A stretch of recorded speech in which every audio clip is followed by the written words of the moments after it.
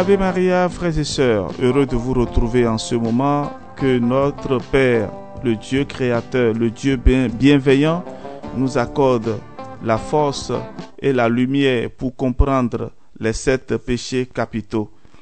Dans notre méditation d'hier, nous avons parlé à la fin des causes de la luxure et nous avons promis donc aujourd'hui d'en parler. Alors, frères et sœurs, nous avons les causes intérieures et les causes extérieures. Alors, quand on n'y prête pas attention, certaines dispositions intérieures comme extérieures peuvent conduire l'homme à commettre le péché de luxure. Dans ce cadre, nous allons devoir distinguer les causes intérieures des causes extérieures de la luxure. Les causes intérieures. Les causes intérieures sont celles qui passent par les entretiens relâchés, les conversations, les souvenirs des visages aux beaux yeux, par exemple, qui se gravent dans notre mémoire, le récit d'histoires libidineuses et lorsqu'elles sont racontées avec plaisir, le regard continuel et appuyé jeté sur les visages qui nous relâchent et qui nous tiennent finalement captifs, des visages qui suscitent en nous la passion de les voir. Alors ici, je voudrais marquer une pause. Vous voyez, lorsque Jésus, dans l'évangile, il nous dit par exemple que celui qui a regardé une femme a déjà commis l'adultère dans son cœur. Et ce péché-là est tellement délicat que ça commence déjà par la pensée, ça commence déjà par les yeux. Et donc, il faut faire un effort supplémentaire sur nous-mêmes, frères et sœurs, pour ne pas tomber dans ce péché-là. Ici, nous sommes en train de parler de ces aspects où vous regardez quelque chose et l'image reste impressionnée dans votre mémoire. Et l'image reste imprimée dans votre mémoire. Et ça ne quitte plus. Et c'est ça qui cause après la luxure. Alors, lorsque vous regardez par exemple une femme, vous savez bien sûr que aujourd'hui la femme s'expose, la femme s'expose et par tous les moyens possibles, et même on utilise la femme dans la publicité. Et aujourd'hui, la pornographie est développée partout. Et même lorsque vous prenez votre téléphone, parfois sans vous en rendre compte, vous voyez donc des images vraiment sales devant vous. Alors, frères et sœurs, ici, nous sommes appelés à maîtriser nos sens et surtout les yeux. Surtout les yeux. Parce que lorsque nous ne faisons pas la mortification des yeux et que nous laissons libres nos yeux, regarder tout ce qui se passe à côté de nous, nous allons après tomber dans le péché. Parce que sans le vouloir, il y a des personnes qui peuvent marcher devant nous. Et aujourd'hui, il y a souvent des jeunes filles ou bien même des femmes mariées qui s'habillent très mal et qui marchent devant nous. Alors, si nous prenons le risque de les regarder, voilà, l'image va s'imprimer en nous et ça va revenir continuellement. Et ça va créer en nous des perturbations psychologiques. Alors, il y a aussi la paresse. Ça sont les causes intérieures et les causes intérieures de la luxure. Qu'est-ce qui cause donc la luxure? Il y a la paresse, l'oisiveté, la mollesse, la nonchalance, l'ennui, la tristesse, la désolation et tous les sentiments négatifs qui prédisposent à la recherche désordonnée des plaisirs de la chair. Qu'il nous soit permis de citer parmi les causes intérieures les facteurs héréditaires. Les facteurs héréditaires. Ces facteurs jouent un rôle non négligeable dans les dispositions intérieures à la luxure. Une fois qu'on en a pris conscience, on peut être en mesure d'en vaincre les impulsions par le combat spirituel.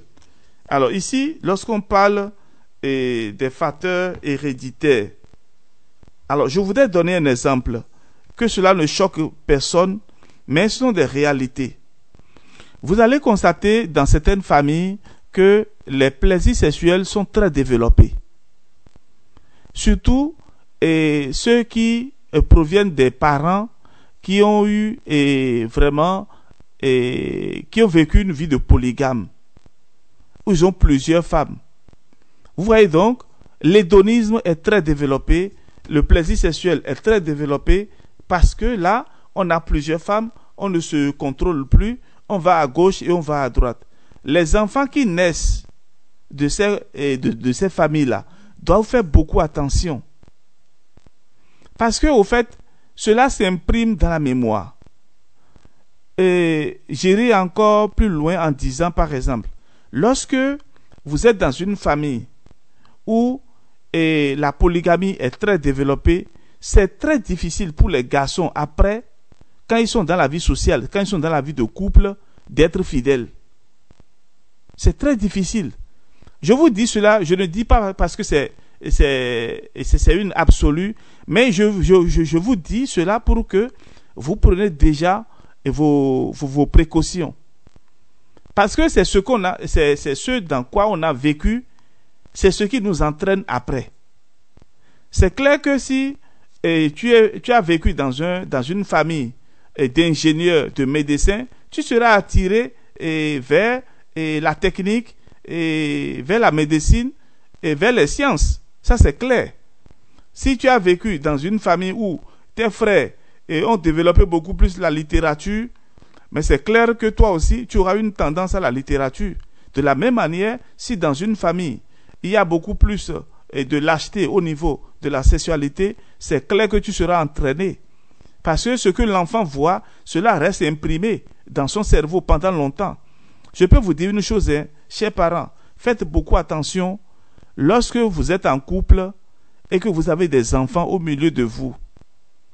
Alors, lorsque, par exemple, vous vous amusez, quand je dis amuser, c'est-à-dire papa et maman font leur jeu là. Lorsque vous vous amusez, faites beaucoup attention lorsqu'il y a des enfants à côté. Moi, je peux vous dire une chose, j'avais l'âge de 6 ans, 7 ans, 8 ans environ. Et tout ce que mon tuteur faisait avec sa femme, beaucoup de choses me sont restées dans la mémoire. Je ne comprenais rien dans le temps, mais après, quand j'ai grandi, je me suis rappelé de tout ce que je voyais faire. Et il n'y a pas longtemps, j'ai rencontré aussi une dame, elle est déjà adulte, elle a 25 ans environ, et elle se rappelle, puisqu'elle a vécu dans une famille d'accueil, et les filles de cette famille-là, et aussi les garçons, faisaient un certain nombre de choses. Bon, elle était toute petite, et je donne un exemple banal, et il y avait un garçon dans la maison qui l'envoyait acheter chaque fois une boisson dans le quartier. Et la fille se rappelle que chaque fois quand il y a une fille qui vient chez le grand frère commandait une boisson. Et après, c'est resté dans sa mémoire. Donc, faites beaucoup attention lorsque vous êtes avec des enfants. Tout ce que vous faites, la mémoire des enfants enregistre. Et plus tard, des années bien après, les enfants peuvent se rappeler tout ce qu'ils ont vécu. Et surtout lorsque ce sont de mauvaises choses, ça reste dans la mémoire des enfants. Alors, je vous demande de faire beaucoup attention. Alors, je viens maintenant à ce que je disais. Donc, et les facteurs héréditaires jouent un rôle non négligeable dans les dispositions intérieures à la luxure. Une fois qu'on en a pris conscience, on peut être en mesure d'en vaincre les impulsions par le combat spirituel. Maintenant, les causes extérieures. Ce sont des causes venant du milieu familial. Les premières causes extérieures qui favorisent la luxure viennent de la famille. Cela peut être des relations tendues entre les parents et qui finalement jettent les enfants dans l'insécurité. La déception des parents par rapport au sexe de l'enfant, vous voyez, il y a des parents qui attendent peut-être la venue d'une fille et après c'est un garçon. Alors, à vouloir trop cultiver cet esprit, cela agit dans la vie des enfants. Je connais un garçon. Les parents attendaient une fille et c'est un garçon qui est venu. Mais vous savez que tout le temps, la maman a habillé le petit garçon là, le bébé garçon là, avec des habits de fille. Jusqu'à un âge très avancé. Jusqu'à un âge où la maman devait quand même comprendre que ce n'est pas une fille. Vous savez, aujourd'hui, cela a des répercussions sur ce garçon-là. Parce qu'il était entretenu à la maison par sa maman comme si c'était une fille. À la cuisine, l'enfant était toujours là. Si la maman doit faire quelque chose au marché, l'enfant l'accompagnait. Il arrive même des fois, excusez-moi beaucoup, que la maman va aux toilettes avec le petit garçon. C'est dangereux ces choses-là. Je suis en train d'en parler parce que, vous voyez, il y a des choses dans la société aujourd'hui. Il faut remonter parfois à la source, à la cause, pour comprendre les comportements désordonnés de certains garçons aujourd'hui. On parle d'homosexualité, on parle des déviations, mais très souvent on oublie de remonter à l'origine, à la cause première de ces enfants-là et de leur déviance. Alors nous devons faire beaucoup attention. J'y reviendrai avec un enseignement bien préparé. Alors ici, dans les causes extérieures de la luxure, je disais ceci, que les premières causes extérieures qui favorisent la luxure viennent de la famille. Cela peut être des relations tendues entre les parents et qui finalement jettent les enfants dans l'insécurité. La déception des parents par rapport au sexe de l'enfant. Oui, ils désiraient par exemple un garçon. Ils ont eu une fille ou inversement. Le pauvre enfant va essayer de correspondre à celui ou celle que ses parents désiraient et va développer un aspect de sa personnalité au détriment d'un autre. C'est un point de départ qui permet malheureusement l'engrenage de la luxure. Un garçon rêvera d'être une jeune fille et la fille glissera dans des fantasmes d'un héros très viril. Voilà comment on dresse, sans le savoir, le lit de la luxure dans les familles, avec toutes les déviations morales que nous connaissons aujourd'hui. Cela peut être aussi des blessures subies de la part des parents qui engendrent chez un enfant colère, haine et une sorte de vengeance. L'enfant se replie sur lui-même et se livre au plaisir des sens.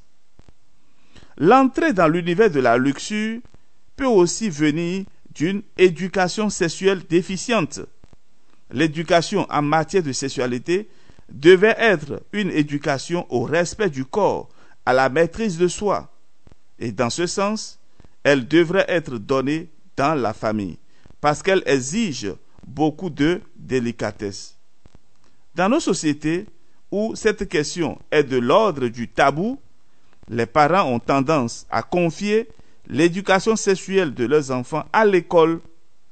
Ce type de rejet en bloc a des conséquences néfastes. L'éducation sexuelle, telle qu'elle est habituellement donnée dans les écoles aujourd'hui, est responsable d'innombrables fautes et souvent d'un viol des consciences. Frères et sœurs, le sujet est tellement dense et délicat que je voudrais m'arrêter là pour aujourd'hui. Demain, nous allons continuer et nous parlerons encore des causes extérieures de la luxure et à la fin, nous parlerons des conséquences de la luxure. Et tenez-vous bien, beaucoup de personnes échouent aujourd'hui dans leur vie parce qu'ils n'ont pas su maîtriser leur sexualité. Et la plupart du temps, c'est manque d'éducation. Alors, frères et sœurs, remettons tout dans les mains du Seigneur. Et je présente encore mes excuses si certaines expressions ont choqué des sensibilités. Ce n'est pas mon intention de choquer quelqu'un, mais de relever ce qui se passe autour de nous pour que tous nous en prenions conscience. Moi le premier. Parce que quand j'analyse ma vie personnelle, je vois qu'il y a des choses dans le passé que mon cerveau et mon inconscient a emmagasiné, a enregistré. Et cela rejaillit aujourd'hui.